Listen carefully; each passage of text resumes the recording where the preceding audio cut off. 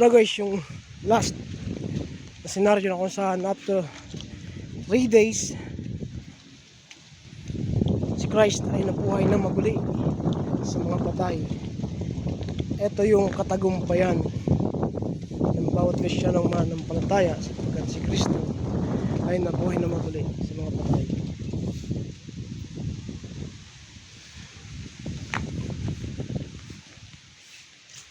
Yan sa Pran Suwete.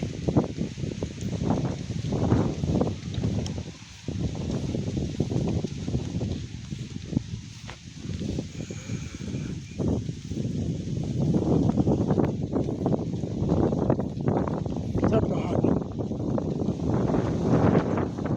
Ito nga lang ang hindi na naayos dito.